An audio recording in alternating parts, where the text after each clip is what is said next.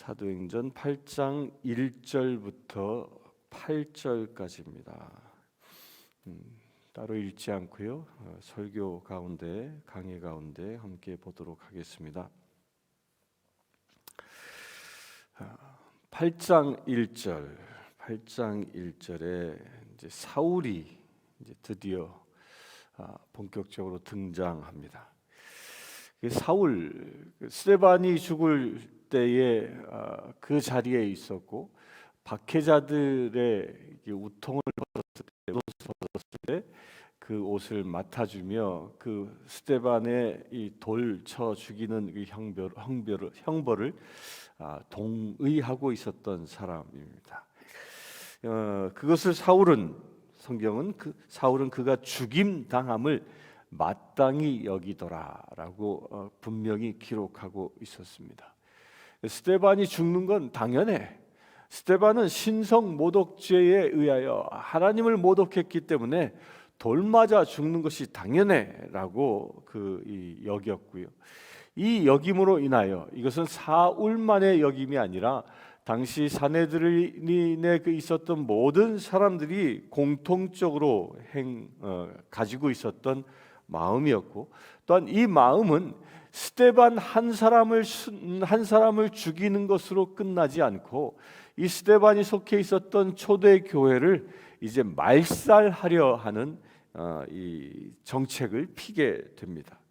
그래서 1절에 그날에 예루살렘에 있는 교회에 큰 박해가 있어라고 얘기합니다. 바로 스데반을 돌로 쳐 죽이자마자 그 돌로 쳐 죽인 사람들이 예루살렘 성 안에 전역으로 흩어지면서 그리스도인들을 잡아 박해하기 시작했다는 겁니다. 이 박해라는 말은 신앙을 갖지 못하도록 이게 방해 정도가 아니라요, 아주 사생 결단을 시킬 때 쓰는 말이 이 박해입니다. 너 이거 믿을래? 그러면 죽어. 네가 예수 그리스도를 포기하면 살아. 이렇게 선택해야 하는 겁니다. 네가 예수님이 구세주이다, 예수님이 메시아다라는 사실을 네가 믿고 고백하면 스데반처럼 죽임을 당하지만, 네가 예수 그리스도를 부인하면 살 수 있어. 이렇게 선택하도록 강요하는 것이 이 박해라는 겁니다. 이런 선택을, 이렇게 박해를 본격적으로 시작을 하자 말씀에 사도 외에는 다 유대와 사마리아 모든 땅으로 흩어지니라. 이게 아주 중요한 계기가 됩니다. 예수님께서 제자들에게 승천하시기 전에 뭐라고 얘기합니까? 너희는 예루살렘을 떠나지 말고 성령을 받으라. 성령이 오시면 뭐 하라고 해요? 성령이 오시면 너희는 권능을 받아. 그 다음 뭐 하라고 하죠? 권능을 받아 유대와 사마리와 세상 땅끝까지 나아가 복음을 전하라라고 말씀하셨습니다. 이렇게 복음을 전하라라고 말씀을 하셨는데, 이상하리만큼 이 초대 교회는 지금까지 이제 7장까지 역사를 보면 7장까지 수많은 사람들이 주님께 돌아왔습니다. 베드로가 예루살렘 거리에 나아갔을 때 3천이 돌아오고 5천이 돌아오고, 또한 이루 헤아릴 수 없는 사람들이 주님 앞에 돌아옵니다. 안진뱅이가 일어나고 놀라운 역사가 일어났습니다. 그들은 초대교회 공동체를 이루어서 서로가 가진 것을 서로 나누며 살아가는 그런 아주 이상적인 교회 공동체를 이루었습니다. 그들의 숫자는 아마도 2만 전후가 되지 않을 만큼 엄청나게 많은 사람들이 모였습니다. 그들은 날마다 집에서 모이고 성전에서 모여서 예배하며 말씀으로 가르침을 받았습니다. 그런데 그들은 그렇게 가르침을 받았지만, 그렇게 훈련되었지만, 그들은 예루살렘 안에만 머물러 있었다는 겁니다. 예수님께서 떠나시기 전에 너희는 성령의 권능을 받으면 예루살렘을 넘어 유대와, 그러니까 예루살렘 성을 넘어 유대 전역에 복음을 전하러 가야 하는데, 또한 사마리아에 복음을 전하러 가야 하는데, 또한 그것을 넘어 온 세상 땅끝까지 복음을 전하러 가야 하는데, 안타깝게도 초대교회는 이 예수님의 말씀을 까마득히 잊어버렸는지 아니면 다음으로 미뤘는지는 성경에 기록되어 있지 않지만, 말씀을, 예수님의 마지막 그 예언, 마지막 그 당부를 행하지 않고 있었다는 겁니다. 분명히 그들에게는 성령의 권능이 임하였음에도 불구하고 예루살렘을 떠나지 않았던 겁니다. 그렇게 예루살렘을 떠나지 않고 있었던 그 초대교회에 이 박해라는 것을 통하여 성도들이 흩어지게 되고 예수님의 제자들이 흩어지게 됩니다. 그렇게 제자들이 흩어져 이렇게 기록합니다. 다, 사도 외에는 다 유대와 사마리아 모든 땅으로 흩어져 버리고 맙니다. 이게 하나님께서 역사하시는 이게 교회사에서 보면 이 순서는 참 놀랍게도 박해를 통하여 하나님은 새로운 지경을 넓히십니다. 이 박해가 그런 것 같아요. 이 미국 땅이 이 기독교 국가가 된 이유가 뭐였습니까? 청교도들이 그들이 영국 땅에서 박해를 받아 떠돌다가 미국에 오게 되고 그 청교도 정신으로 이 미국을 건설하지 않습니까? 이 미국 땅도 엄밀히 얘기하면 이 땅이 기독교 국가가 될 수 있었던 것은 박해였던 겁니다. 신앙의 박해, 청교도 정신을 박해했던 그 박해가 이 땅을 기독교 국가로 만들 수 있었던 것이죠. 이 박해라는 것이 그만큼 놀랍습니다. 대한민국도 마찬가지입니다. 그 대한민국도 이 일제 때의 박해, 그 순교의 피가 어떻게 역사합니까? 6.25 전쟁을 부흥을 일으켰고 그러고 나서 6.25 전쟁이 터지게 되죠. 6.25 전쟁이 터지자 사람들이 피난민들이 남한 전체에 퍼지게 되고요. 평양 대부흥으로 인하여 그들의 그 신앙을, 그 불끓는 신앙을 가지고 있었던 이 사람들이 남한 땅에 내려오게 돼 그 불의 열기를 전하게 되어집니다. 그래서 남한 땅 대한민국 가운데 부흥의 불을 일으키는 역사를 일으켰고요. 그것이 대한민국을 새로운 나라, 전쟁 이후에 이제 새로운 나라로 일으킬 수 있는, 그래야 지금의 세계의 굴지의 국가가 될 수 있는 그 토대를 마련하지 않습니까? 박해가 새로운 시작인 것입니다. 이것은 우리에게 무엇을 말하냐면요, 우리 안에 기쁨이 임하고 성령 충만함이 임한 그런 축복이 임할 수 있습니다. 그런데 그 축복이, 놀라운 성령의 기름 부으심이 지금 이 시간 여러분들에게 임한다면 그것은 여러분들의 그 지금 삶의 현장 안에서만 만족해선 안 된다는 거예요.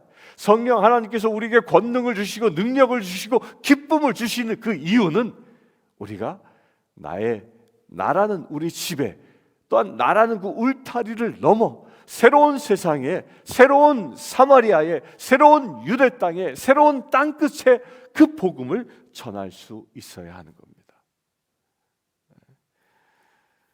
우리 학생들에게, 한국 사람들은 이런 얘기 자주 하죠. 너 맞고 할래? 그냥 할래?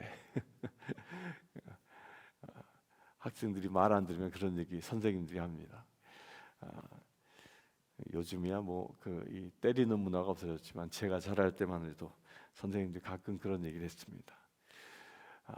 얻어맞고 박해를 받고 치임을 당하고 그리고 주의 일을 하는 게 아니라 우리 스스로 할 수 있게 되길 바랍니다. 그렇게 모든 땅으로 흩어지니 2절에 보면 경건한 사람들이 스데반을 장사하고 위하여 크게 울더라. 그렇게 장사한 이후에 이 애통함이 그들 안에 있었죠. 그렇게 애통함이 있을 때 사울이 교회를 진멸할세 각 집에 들어가 남녀를 끌어다가 옥에 넘기니라. 이제 막 장사가 끝남과 동시에 막 이 아수라장이 되는 거죠. 발빠른 사람들은 유대와 사마리아로 흩어졌지만 그렇지 못한 사람들은 옥에 가서 옥고를 치르는 아주 그 고통의 시간들이 시작되어집니다. 그러면서 이 4절부터요, 이 성경은, 사도행전은 누구에게 주목하냐면 이제 흩어진 사람들에게 주목합니다. 그 4절에 그 흩어진 사람들이 두루 다니며 복음의 말씀을 전할세. 여기서 두 부류의 사람으로 나누어졌습니다.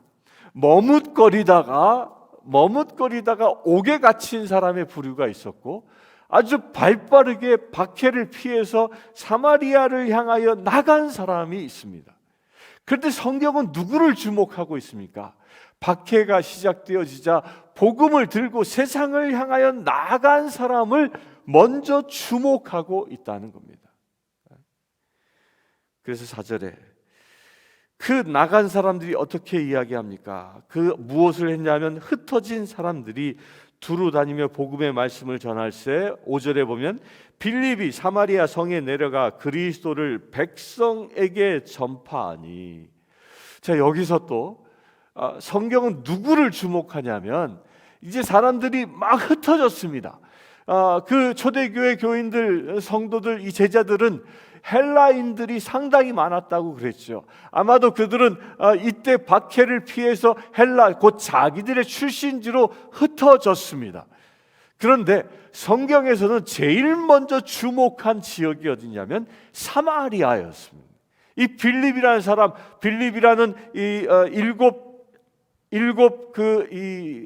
디컨으로 택함 받았던 이 사람, 이 집사로 택함 받은 이 사람이 간 사마리아를 먼저 주목하고 있다는 겁니다.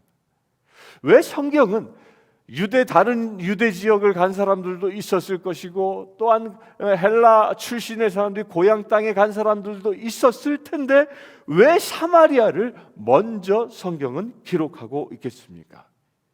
거기엔 특별한 의미가 있습니다. 여기에는요, 유대인들이나 또한 이 헬라 사람들조차도 사마리아는요 아주 저주받은 땅이라고 여기고 있었기 때문입니다. 이 사마리아 사람들은 유대인들이 어떻게까지 여겼습니까? 이 갈릴리에서 예루살렘으로 올라갈 때에 갈릴리와 예루살렘 사이가 사마리아 지역이 딱 자리 잡고 있었거든요. 그래서 갈릴리에서 예루살렘으로 갈 때 직선거리로 통과해 가면 사마리아를 통과하면 아주 빠르게 갈 수 있었습니다. 그래서 예수님도 그 길을 가기 위하여 사마리아를 통과해서 빠르게 예루살렘 가기 위하여 시도하지 않습니까? 그런데 유대인들은 그 사마리아 땅은 그 저주받은 땅이라고, 저주받은 백성들이 사는 땅이라고 여겼기 때문에 그들은 이 사마리아 땅을 통과하지 않고 갈릴리에서 요단강을 아예 건너갑니다. 요단강을 건너가서 요단강 건너편으로 해서 여리고로 내려와서 여리고에서 다시 올라가는, 이렇게 기역자 형태로 올라가는 거예요. 이게 직선의 길로 가지 않고 그만큼 저주받은 땅이라고 여기고 있었던 그곳에 하나님은 먼저 그곳에 당신의 마음을 두고 계심을 이야기합니다. 가장 저주받은 땅, 아시리아의 침공 이후로 그 사마리아에 살고 있었던 북이스라엘 사람들은 그들은 피가 혼혈되어졌고, 그래야 어느 사람들도 이방인들조차도 저주받은 백성이라고 손가락질했던 그 땅에 하나님은 먼저 주목하고 계시다는 겁니다. 우리에게 주는 놀라운 메시지입니다. 주님이 우리로 하여금 흩어져 복음을 전하라 말씀하실 때 주님이 먼저 우리가 가기를 원하시는 곳이 어디냐? 이 사마리아와 같은 곳이라는 거예요. 저주받은 백성이라, 저주받은 사람이라, 저주받은 땅이라 여기는 곳에 먼저 가기를 주님은 원하심을 지금 사도행전은 말하고 있는 것입니다. 우리는 복음을 전하라 그러면요, 먼저 내 마음에 드는 사람을 찾아가서 복음을 전하려고 합니다. 그렇지 않습니까? 가장 귀한 것인데, 가장 귀한, 생명보다 귀한, 나의 생명보다 귀한 복음인데 내가 가장 사랑하고 내 마음에 드는 사람에게 전해야 하겠지요. 그것이 인지상정입니다. 그런데 정작 하나님은 어디에 마음을 두고 계시냐면 나로 하여금 내가 가장 저주스러워하는 자, 내가 가장 미워하는 자, 내가 가장 경멸하는 자에게 복음이 전해지기를 역으로 원하고 계심을 이 사도행전 8장 5절에는 이야기하고 있는 겁니다. 흩어진 무리들이 그 가운데 가장 먼저 주목하는 것이 사마리아 성인 이유입니다. 그러면서 그들이 두루 흩어져 두루 다니며 복음의 말씀을 전하였다라고 얘기합니다. 특별히 빌립이 복음을 전했습니다. 그 복음을 전하는데 6절에 보면 무리가 빌립의 말도 듣고 행하는 표적도 보고 한 마음으로 그가 하는 말을 따르더라. 여러분들이요, 복음이 무엇이죠? 이 빌립이 전한 말은 여긴 분명히 무슨 말을 전했는지 이 스데반의 설교처럼 장황하게 기록되어 있지 않습니다. 오직 그냥 복음의 말씀을 전했다라고만 얘기합니다. 그럼 복음이 뭡니까? 여러분들 복음을 전하십시오라고 얘기하면 무엇을 전하겠습니까? 왜 성경은 이 빌립이 전한, 흩어진 사람들이 전한 복음의 내용을 자세하게 기록하지 않냐면요, 아주 간단한 이유입니다. 복음은 아주 간단하기 때문입니다. 복음이 무엇입니까? 예수 그리스도가 나의 죄 때문에 죽으셨고 그 죽으신 예수님이 사망 권세 꺾으시고 사흘 만에 부활하셨고 그 부활하신 예수님이 승천하셨고 그 승천하신 예수님께서 성령을 우리에게 보내주셨다. 그것을 믿는 자는 구원을 얻으리라. 이게 복음입니다. 이 빌립이 세상에 나아가 이 사마리아에 나아가 전했던 복음이 바로 이것이었다. 너무 간단하지 않습니까? 그 예수님, 그 성령님을 내가 만났어. 나에게 그분이 임하여 계셔. 이 믿음의 선포가 바로 복음인 것입니다. 곧 내가 만난 예수 그리스도, 그분은 부활이요 생명이시다란 이 사실을 전하는 것입니다. 흩어진 이 빌립은 교회를 전하지 아니하고 오직 예수 그리스도의 복음을 전한 것입니다. 이 복음을 전하자 그들의 귀가 열리게 되고 이 사마리아인들이 그 말을 듣게 되고 또한 이 복음이 선포되어지니까 어떤 일이 일어나겠습니까? 표적이 나타납니다. 놀라운 게 여기에 있습니다. 복음은 하나님의 말씀이고 복음은 생명이고요. 복음은 능력입니다. 따라서 이 복음이 선포되어지는 자리에는 하나님의 표적이 일어나는 것입니다. 예수 그리스도가 사망 권세 꺾으시고 부활하셨다라는 이 복음이 선포되어지는 순간 사망 권세가 사라지는 역사가 일어난다라는 것입니다. 우리의 삶을 묶고 위협하고 있는 그 모든 권세가 다 무엇입니까? 그것이 바로 사망 권세인 겁니다. 사망 권세가 떠나가니까, 복음이 선포되어짐으로 인하여 떠나가니까 표적이 일어나는 겁니다. 여러분들이 성령 받으셨습니까? 여러분들 안에 성령 계십니까? 이 시간 예배드리는 분들에겐 온전히 성령이 임하여 계셨다고 믿으시길 바랍니다. 그러면 복음을 선포하십시오. 복음을 선포하면 사망 권세가 떠나가는 역사가 일어나는 것입니다. 그로 인하여 모든 묶임들이 풀어지는 역사가 일어나는 것입니다. 병마가 여러분들을 붙잡고 있습니까? 복음으로 선포하십시오. 병마의 권세야 사망 권세를 이기신, 꺾으신 예수 그리스도가 지금 나에게 임하여 계시오라고 선포하십시오. 그 선포 가운데 역사가 일어날 줄 믿습니다. 그리고 그 선포 가운데 표적을 본 이들이 말씀에 그가 하는 말을 따르더라라고, 말을 따랐다라는 거예요. 말을 따르다라는 말이 뭐라고요? 그것이 제자라는 것입니다. 말씀을 따르는 그 사마리아인들이 이젠 더 이상 저주받은 사마리아인이 아니라 예수를 따르는 제자로 그들의 삶이 변하기 시작했다는 겁니다. 그러면서 7절에 많은 사람에게 붙었던 더러운 귀신들이 크게 소리를 지르며 나가고 또 많은 중풍병자와 못 걷는 사람이 나으니, 와, 놀랍지 않습니까? 복음이 선포되니까 귀신이 떠나가는 거예요. 여기서 말하는 귀신은 원어는 디아블로예요. 디아블로는 디아블로스라는 이 동사에서 만들어진 겁니다. 디아블로스라는 말이 뭐냐면 모략하다, 중상하다, 이간질하다, 고발하다, 지적질하다, 뭐 이게 디아블로스. 여러분들, 마귀가 딴 거 아닙니다. 마귀는요, 찔러대는 겁니다. 아픔이 있는 자의 아픔을 더 찔러대고요, 죄진 자의 그 죄를 더 찔러대고, 이게 디아블로예요. 그래야 그 죄에 주눅들어 살게 만듭니다. 자유치 못하게 만듭니다. 이게 디아블로예요.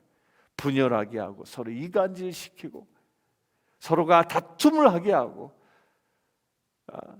서로의 허물이 요만큼만 보이면 그걸 들추어내서 막 아픔에 아픔을 주는 사람, 그게 바로 디아블로라는 거예요. 그런 디아블로가 복음이 선포되어지니까 디아블로가 떠나가는 역사가 일어난다는 겁니다. 우리 교회나 또한 우리 성도님들의 가정이나 디아블로라는 이 악한 귀신이 복음이 선포되어지면 그런 모든 악한 영들이 떠나가는 겁니다. 좋지 않은 소문들, 이간질하는 말들, 그런 헛소문들, 이런 것들이 떠나가게 되는 겁니다. 또한 그런 것에 참여했던 사람들의 눈이 바뀌게 되고 심령이 바뀌는 역사가 일어난다는 것입니다. 무엇이 이루어지면? 복음이 복음되어지면. 우리 교회도 그렇게 되길 바랍니다. 우리 교회도 모든 주님의 제자들이 참으로 복음이 복음되는, 복음이 복음으로 선포되어지는 그런 삶이 이루어지길 바랍니다. 여러분들 안에서도 그런 일이 일어나길 바랍니다. 그러면서 기적을 경험한 사람들의 표현이, 이 사마리아 성에서는 참 이 중풍병자와 못 걷는 사람이 나으니라고 얘기합니다. 조금 좀 편협하게 표현하고 있는 것 같아요. 중풍병자와 못 걷는 자, 이건 공통점이 있습니다. 중풍병자 잘 못 걷습니다. 또 못 걷는 자, 안진뱅이, 이렇게 다리에 병이 든 사람들이 걷는 역사가 일어났다는 거예요. 이 두 부류의 사람들의 공통점은 잘 걷지 못하는 사람이라는 거예요. 잘 걷지 못하는 사람들이 잘 걷게 되었다라는 거예요. 이게 기적의 표적이었다는 겁니다. 저는 이 말씀을 보면서 이건 특별한 의미가 있었겠다. 왜 수많은 기적들 가운데 걷지 못하는 사람들이 걷는 것을 성경은 기록했겠습니까? 이 걷는다라는 것은요, 복음을 갖고 나아간다란 말입니다.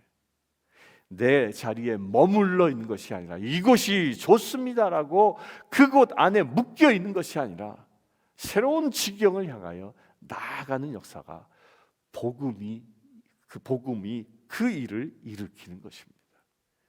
그러면서 8절에 그 성에 큰 기쁨이 있더라. 사마리아 성에 이 빌립이 전한 복음을 들은 사람들이 이제 걷고 나아가 그 사마리아 성 온 전역에 복음을 전하기 시작하니까 그곳에 무엇이 충만해집니까? 기쁨이 충만해지는 겁니다. 여러분들 성령 받았습니까? 성령 받은 사람은요, 기뻐할 수밖에 없습니다. 내 상황과 조건이 어떠할다 아무리 힘들고 어렵다 할지라도 성령 받은 사람의 특징은 기쁨이 있는 겁니다. 여러분들 기쁨이 회복되길 바랍니다. 여러분들 입가에 미소가 잔잔한 삶이 이 시간부터 시작되어지길 축원합니다. 무엇이 임하면 내 안에 복음이 실제가 되어지면, 복음이 실제가 되어지면 모든 근심 걱정은 떠나가게 되고, 복음이 실제가 되면 내가 참 자유함을 얻게 되고, 복음이 실제가 되면 이 사마리아 성의 사람들처럼 큰 기쁨 가운데 하루하루가 사라지게 되는 겁니다. 오늘 하루 그런 기쁨으로 충만한 거룩한 날 되기를 주님의 이름으로 축원합니다. 잠시 기도하겠습니다. 주 아버지 하나님, 예루살렘 성 가운데 박해가 임하였으나 그것은 고통으로 끝나는 것이 아니라 새로운 역사가 시작되었음을 우리가 보았습니다. 사마리아 성에 복음이 증거되어져 그것에 생명이 살아나고 못 걷는 자가 걷는 역사가 일어나고 사마리아 온 성이 큰 기쁨으로 충만한 것을 보았습니다. 주님, 우리도 그와 같이 되길 원합니다. 우리의 삶의 현장에 복음이 선포되게 하시고, 또한 우리를 통하여 세상을 향하여 세상 사람들에게 복음이 선포되어지는 역사가 이 시간부터 이루어지길 원합니다. 모든 근심과 걱정들이 떠나가게 하시고, 모든 우울함들이 떠나가게 하시고, 주 안에서 새 영으로 충만한 거룩한 시간 되어질 수 있도록 아버지 축복하여 주시옵소서. 오늘 하루도 기쁨으로 살아갈 수 있는 믿음의 세대여질 수 있도록 아버지 축복하여 주시옵소서. 우리 주 예수 그리스도의 이름으로 기도드리옵나이다. 아멘. 아프리카 케냐의 마소교교회 고아원생 스테이시는 16세 여자아이입니다. 스테이시의 장래 희망은 간호사가 꿈입니다. 이 아이는 매달 학비와 점심 식사 비용으로 30불이 필요합니다. 이 아이의 후원자를 찾고 있습니다.